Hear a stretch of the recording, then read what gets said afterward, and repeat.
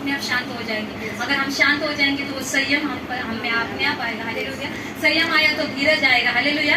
ऐसे कर करके हमारे जो परमेश्वर के जो दान है हम पर, हम जो वरदान है तो हम पे आते रहेंगे। हालेलुया। और अगर वो आते रहेंगे तो अपने आप वो शैतान के सारे गुण हम में से जाते रहेंगे। हालेलुया। अगर वो पाप निकलते जाएगा तो कैसे शैतान हम सब में गड़बड़ी कर पाएगा। हालेलुया। अगर हम एक मुट्ठी बनकर सेवा करेंगे तो हमारा चर्च कहाँ से कहाँ चला जाएगा। हालेलुया।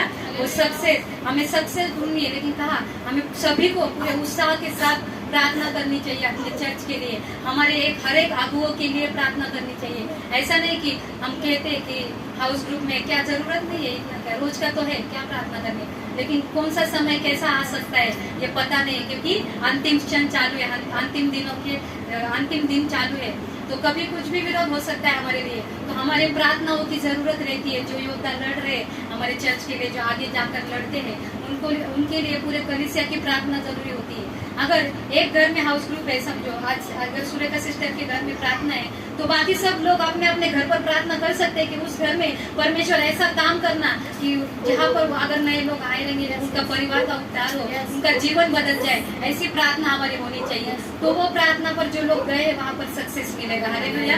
ये 2 या 3 से नहीं मिलता। अगर हम एक मुट्ठी होकर अगर प्रार्थना करेंगे ना तो वहाँ उस जगह पर परमेश्वर का अभिषेक, उसका सामर्थ्य उतरेगा और वहाँ पर वो कार्य करके ही जाएगा। हालेलुया। तो हम सिर्फ सोचते हैं कि क्या करने का है ना, वहाँ पे जाते हैं, सुरेखा सिस्टर, पूजा सिस्टर, मंदा सिस्टर है, पास्टर जाते हैं, अभी ग्रुप भी किए, ऊपर भी जाते हैं, नीचे जाते हैं, लेकिन उन सभी को जरूरत होती है प्रार्थना में, ऐसा नहीं, क्योंकि वो भी करते हैं। लेकिन अगर चर्च की, मैंने वही कहा ना, अगर यूनिटी है हम एक दूसरे को प्रार्थना की जरूरत होती है।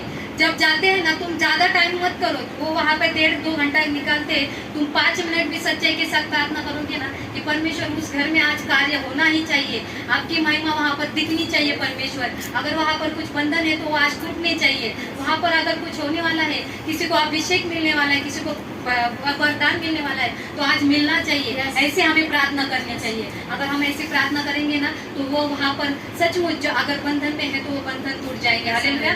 जो भी कमी घटी है वो कमी घटी पूरी करेगा परमेश्वर। वो परमेश्वर भी हमें जांचता है ना कि हम ये कहते हैं, यीशु जीवन ज्योति चर्च मिनिस्ट्री के लोग तो कहते हैं हमें बहुत यूनिटी है, लेकिन प्रार्थना कहाँ है, दिखती नहीं है। हालेलुया। वो कोई भी रहे, मैं रहूँ, सिस्टर रहे, कोई भी रहे, अगर हम सच में अगर है हम में यूनिटी ना तो वो दिखाओगी।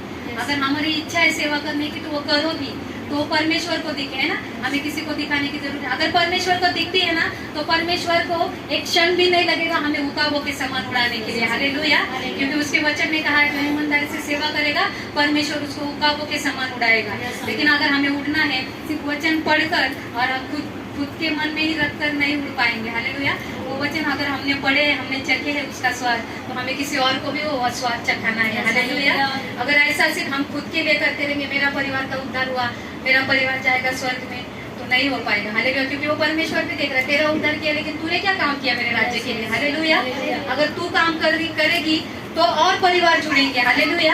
और परिवार जुड़ेंगे तो उनसे और परिवार जुड़ेंगे, है ना। और जो परमेश्वर का विजन है कि पूरी पृथ्वी को, सारे पृथ्वी के लोगों को उसको स्वर्ग में लेकर जाना है, बहुत जगह है उसके घर में। हालेलुया। लेकिन कोई तैयार नहीं है उस घर में जाने के लिए, क्योंकि सांसारिक लोग उनको हमें बताना है। हम लोग जा जाके कहाँ बताते हैं, मसीह लोगों को ही बता रहे हैं, जिनको नाम पता है यीशु मसीह का, जिनको सारे यीशु मसीह के काम पता है, उन्हीं को जाकर हम सुसमाचार बताते हैं। हमें बताना, हम बाहर निकलना है हमें, लेकिन बाहर कब निकलना है, जब वो वचन हम सभी को आए, है ना, वो वचन हम में रहेंगे तो मैं संसार के लोगों को बता पाऊंगी ना कि परमेश्वर ने मेरे लिए ऐसा किया, तुम्हारे लिए वो उसने जान एक लोग का पुत्र दे दिया ताकि तुम्हें आनंद काल का जीवन मिले। हालेलुया। तुम्हारे पापों के लिए, हमारे पापों के लिए, ऐसा हम बता पाएंगे। अगर वो वचन हम में रहेंगे तो उस वचन द्वारा हम बात कर पाएंगे। अगर हम ही खाली है तो खाली घड़ा आगे जाके क्या बचेगा, कुछ नहीं बचेगा। क्योंकि मुझे ही कुछ आता नहीं तो मैं, अगर सिस्टर सांसारिक है, मैं परमेश्वर में मसीह में जाती हूँ, अगर सिस्टर ने मुझे कभी कुछ पूछ लिया, अरे तू चर्च में जाती है तो बता ना तेरे चर्च के बारे में क्या क्या होता है, क्या वचन रहता है, मुझे कुछ नहीं आता। हाँ नहीं, मैं जाती हूँ, स्तुति आराधना होती है, वचन भी होता है, लेकिन हमारे पास्टर देते हैं ना वचन, तू आना मेरे चर्च में, कैसे आएगी।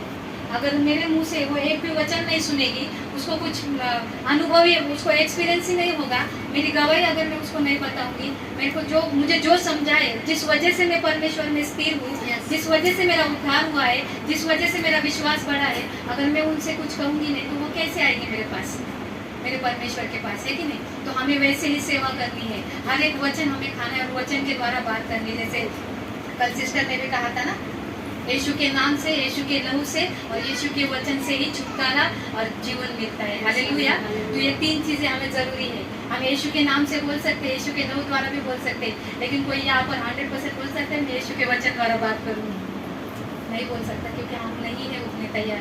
तो हम जब तैयार होंगे तो हम बोल सकते हैं कि मैं यीशु के वचन के द्वारा भी बोलूंगी। हालेलुया।